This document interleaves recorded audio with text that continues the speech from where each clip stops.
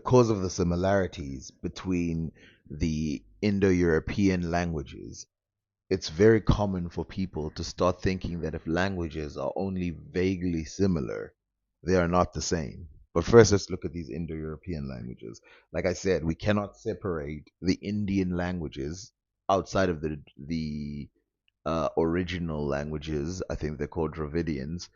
You cannot separate the Indian languages that probably dominate the Indian subcontinent today from the Indo-European languages. This migration is a recent migration, the one that brought the languages, and therefore the numbers haven't had enough time to bifurcate or separate in such a way that it's not readable, that you can't even do any comparison. Like, for example, if we choose, let's choose English and then we compare it to Sanskrit.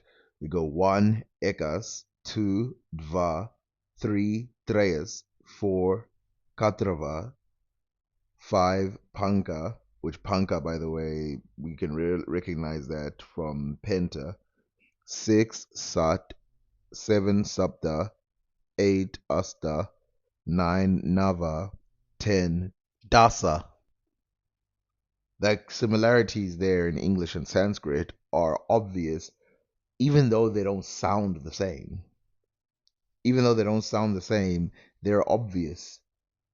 If you look at another version of it, like Latin, unus, ekas, duo, dva, tres, treia, cuatro, catrava, cuenca, panca, sex, set, septum, sapta, octo, asta, novem, nava, decem, dasa. More obvious. It becomes more obvious that you're talking about the same language. And these similarities between these Indo-European languages, they make it very obvious that these are related languages. And there's no point in denying it, wasting your time. So if you can use numbers to compare languages, then how come some languages are just so different from each other, even though they belong to the same family group? Well, this can be explained in two ways. One is usually a very large departure from the original language. And secondly, it can be explained by something called aerial contact, meaning that the language ran into another language and it started picking up other numbers from those other languages. So, for example, Arabic is an aerial language. Swahili has got Bantu numbers, but it's also got Arabic numbers because of aerial contact, which means that if you look at certain words in Swahili, certain numbers in Swahili, they will not be completely similar to the Bantu ones. Not because they're not close, but because they've contacted the Arabic. So if we compare early Bantu languages to early Swahili dialects without any influence from anyone else except Bantu, you can see that the numbers of the Swahili match. But without it, you can see that now you're starting to have words from a foreign origin. So if you look at Saba, that's different. If you look at Sita, that's also different. And if you look at Disa, that's also different. But if you look at the original languages, okay, so let's choose Swahili and let's go with Kirawanda at the end. So it's moja, rimwe, mbiri, kabiri, tatu, gatatu, ne, kane, tano, rautanu, tandatu, grautandatu, fungate, karindwi, nane, umunane, chenda, ichienda, kumi, kumi. You see, it's almost identical. But then, if you remove that and you look at the other one, it's moja mbili tatu ne tano sita saba naneti sakumi. The numbers have shifted slightly. This has probably happened in the afro-asiatic languages multiple times, which means that they should be very different. But if we look at the afro-asiatic languages in the Semitic branch, this doesn't happen yet. On the left, we have Akkadian. On the middle, we have Aramaic, the language of Jesus. And then on the right, we have Arabic, the language of Muhammad, peace be upon him. Then we have to write there. So okay, so when we compare them, we go Istan, which is one, Ahad, which is one, and Wahad, which is one. Sina, Tren, Ithnan, Salast, Thlata, Thalath, Erba, Arba'a, Araba, Hamsa, Hamsa, Khamsa, Seset, Sita, Sita, Sebet, Saba, Saba, Samana, Thamanya, Thamanya, Disit, Disa, Disa, Esret, Asra, Ashara. I pronounced some of those wrong, but I know that if you look at them, these are three languages. First of all, Aramaic is from about, at least it's been written from about 500 BC. So we're talking about a really old language. For the numbers to still be the same as Arabic, it's very strange.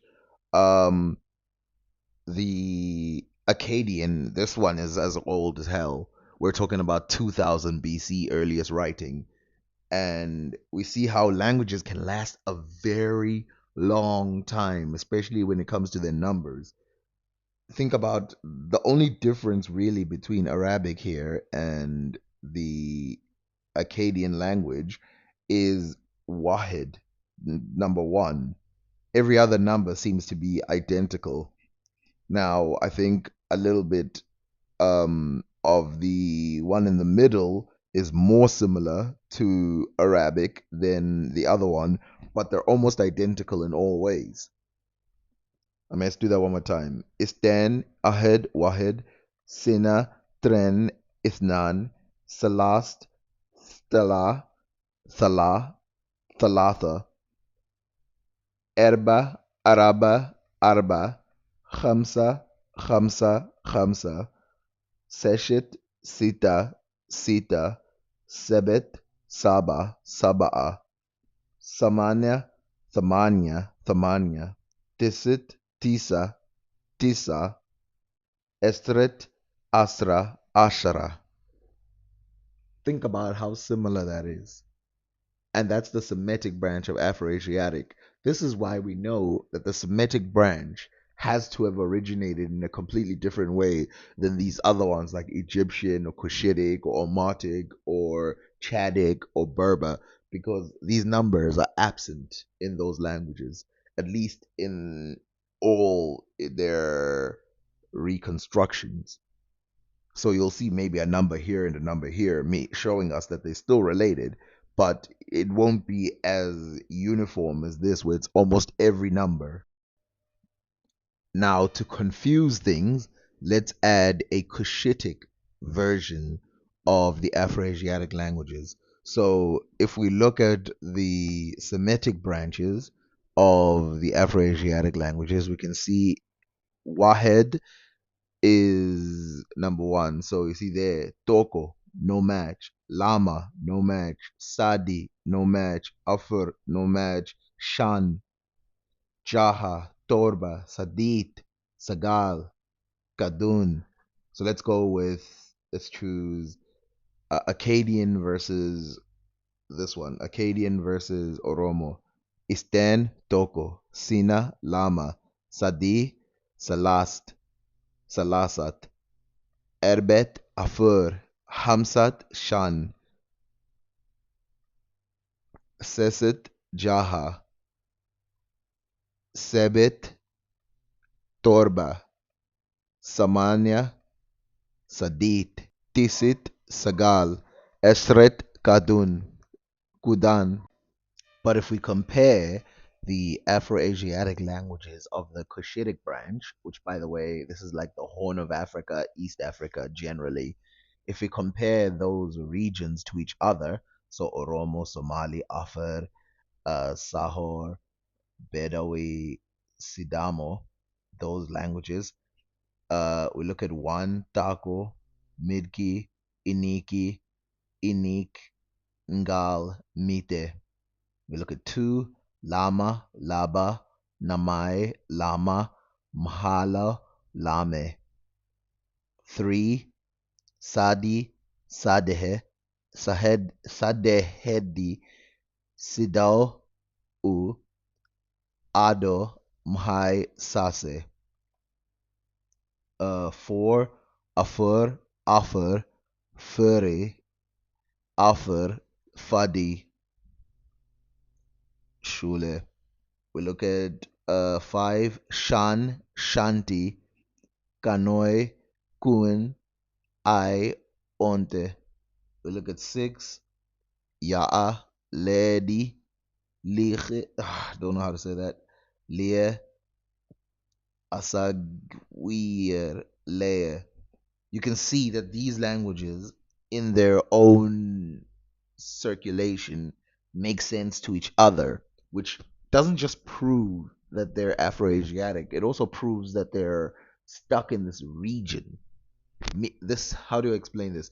This means that this is not some kind of addition later, because they wouldn't have been added to all the Cushitic languages. This means that the Cushitic languages must have started somewhere far away from the Semitic languages.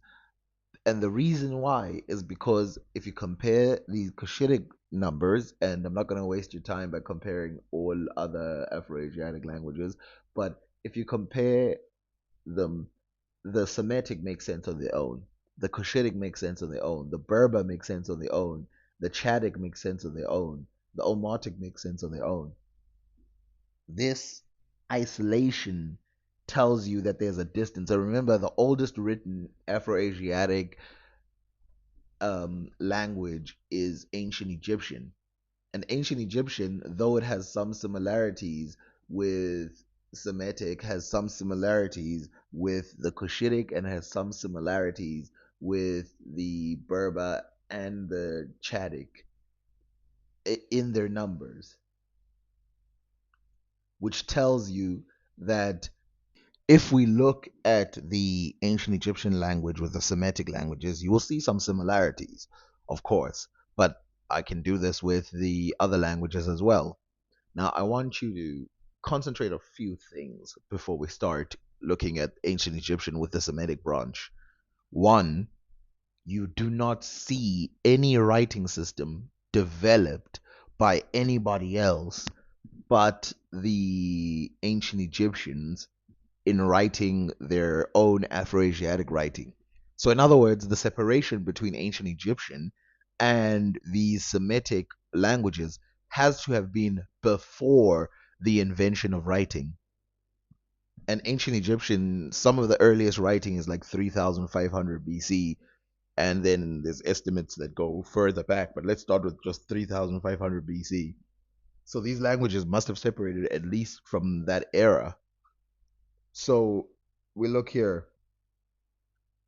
Uh, Istan, Had, Wahed, Wo'o, Sina, Trin, Ithnan, Snowy, Salast, Thalatha, Thalatha, Khamta, Erbet, Arba, Arba'a, Yafkiao, Khamsa, Khamsa, Khamsa, Tiao, Seset, Sita, Sita, Sarsao, Sebet, Saba, Saba, Safkhao, Samanya, Thamanya, Thaminya, Khamanao, Tisit, Tisa, Tisa, Pisqiao, Eshret, Ashra, Ashra, Muchiao. You see that there's some similarities there. It's not completely absent. This is why we say they're Afro-Asiatic. But to me, it's even more than this. I was giving you the standard description, but to me, it tells you that the Afro-Asiatic languages started somewhere in Africa and they bottle out from ancient Egypt. I'm giving you the standard one is that, oh, we don't know where it came out of. But looking at the numbers for me, I can tell that the sort of Semitic branch, not sort of, the Semitic branch comes out from that area of Egypt. So it starts somewhere in Africa, and the numbers move, and then they move out of Egypt into the Semitic areas. But of course, the Egyptologists, not Egyptologists, linguists say there's not enough similarities where we can boil it down and go, yes, these are the same. And of course, some similarities are pure, coincidence. But here, there's very little coincidence. Let's see. The ones that I would say are similar to me, but other people might not agree, is Wa'al is similar as Wahed. Snuai is similar to Ithnan. Khamta is similar to Thalatha, though some people disagree. Yafgao, okay, that's different than Araba. Um, Khamsa and Di, okay, different. Sarasao and Sita, different. Safrao and Saba, different. Khamanya, see that one I think is the same. Tisa and Piskia to me are the same, but then Muchao and Ashra, there's no similarity. So you see there that there's enough similarities that you can boil it down and go, okay, okay, I can see the similarities, but there's enough spaces to be like, it's not as similar as the Semitic branch. With the Semitic branch, it's almost every number. Not, and by the way, I tried to choose the oldest version of ancient Egyptian in order to make sure that it's not borrowed later, because that happens. But again, I showed you with numbers, they can stay for a very long time. If we look at the Berber branches, you can see that in the Berber or North African languages, they have their own numbers, but we shall compare it also to ancient Egyptian right at the end. And the reason why we're going to do this is because some people think that North Africa just sums up Egypt. In other words, if you just take Egypt and you take out North Africa, you can just see that the similarities. But as you can see, a lot of similarities are closer to the Semitic branch than they are to the Berber branch or the North African branch. So, for example, one in okay, so the three languages I'm using is Tamashek, which is the third one. Um, Gobble, which is the second one, and Tamazig, which is the first one. So you can see here it's Ewan, Ian, Ian, Sin, Sin, Esin, Krat, Krat, Krat, Kuz, Kuz, Okoz, Semus, Smus, Smus, Sdis, Sdis, Sdis, Sa, Sa, Esa, Tam, Tam, Etam, Tza, tza, teza, mrau, mrau, mrau. Now, this should tell us that the Afro-Asiatic languages alone in the Berber section are different than that of the Semitic branch, meaning that the ones, even the Berber ones, didn't just steal directly from the Semitic branch. And of course, Berbers didn't have writing system at all. First of all, let's just start there at the time that the ancient Egyptians had one. So they never invented one. Like I said again, the cuneiform is Sumerian, which is what the Semitic branch is written in. This Berber is written in a script that sort of follows the Roman script, I think, and the ancient Egyptian made up their own. So the separation between the Egyptians, the Berber, this one right here, the North Africans, and the Semitic must be pre-writing. So let's add Egyptian to this checking. Let's go Wien, Wo. You can see there Wien and Wo are similar, whereas they were not similar before with Wahed. Sin, Snau, Sinau in Egyptian. Krad, Khamta in 3. Four, Kuz, Yafkau, different. Semus, uh, Tijiao. Dis, Sarsao. Sa, Safgao, similar. Thamanya, Khamanya, similar. Za, Piscao. Mrao, Muchao. You see how here there's some similarities that were absent before but present now. If you glue the Berber languages and you glue the Arabic languages together, you're now you're starting to get somewhere. But again, we're talking about like 4,000, 5,000, 6,000 years ago languages. Not to mention that if you compare the Berber languages to the Chadic languages, you also get similarities there. So if you look at Hausa and you compare it to the Berber languages, you will quickly see that they do not match entirely. In fact, there are probably less matches than there are differences. So, for example, UN, Daya, Sin, Biu, Krad, Uku, Kuz, Hudu, uh, Samus, Biar, Sids, Shita. This is the first similarity. Saba, Bakwai,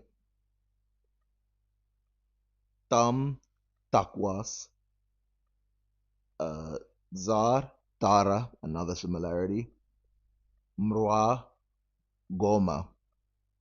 Now, some people have just said that the reason why they look different is because they follow completely different, a different language pattern a little bit, but this is going to be hard to prove, so I'm just going to leave it at, again, they look the same in some respects and look different in others, which tells you that we're talking about big differences, big changes in the history of these languages.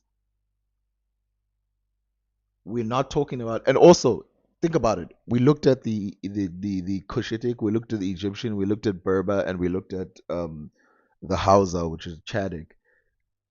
Think about the people saying that all these languages come from the Semitic branch.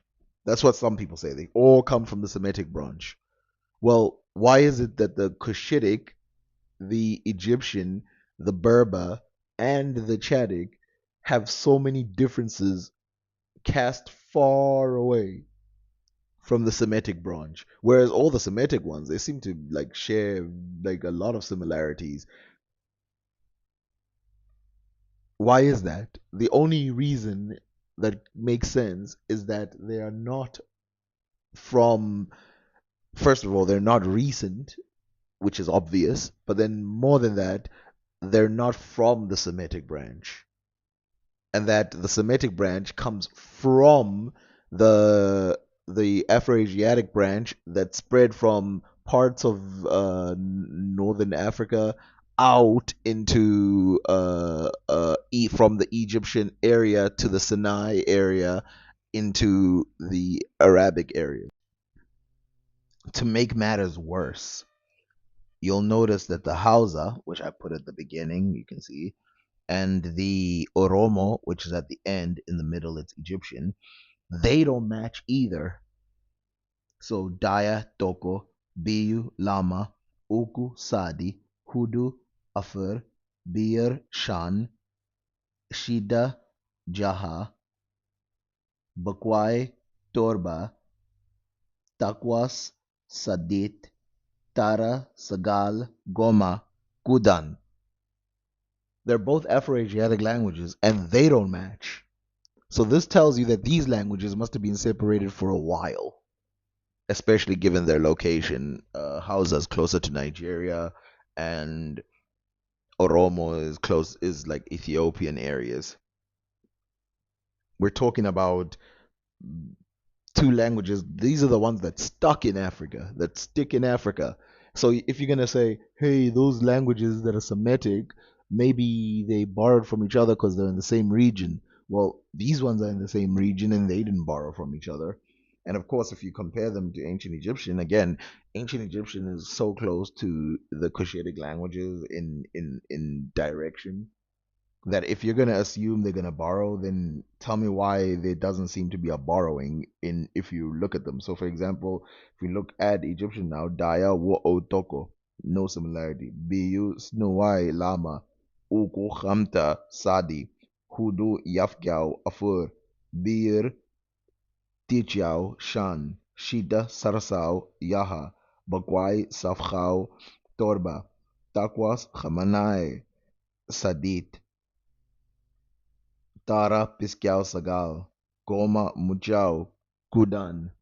Completely different languages.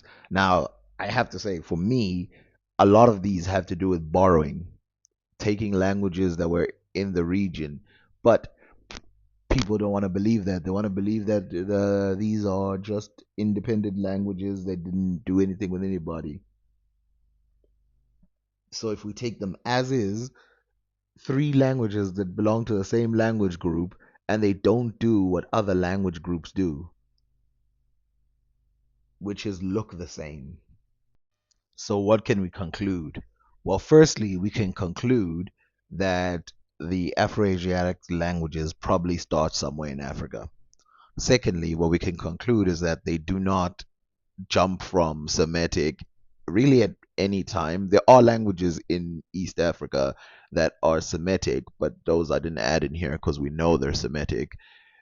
We there we can't use Semitic as an excuse to say that these languages are all Semitic because they don't fit into the Semitic lineage or the line. But we do have some African languages that are some of the oldest written languages that then we find in other written areas in Arabia, which are less, or they're not written in their in an Afro-Asiatic script. They're written in Sumerian, which is a language isolate, meaning that they borrowed the writing system from a language that is not Afro-Asiatic. We can also say that they split up before a lot of the technologies that we see today, like writing or like the number system, the numbers, the way that Egypt counts numbers, or their math, or a lot of those things that exist, they don't exist in these other branches. Those take on a more Sumerian appeal. So, all in all, we have to say, by the way, the numbers of Egypt and the Cushitic are more closer in terms of mathematics. But all in all, it tells us that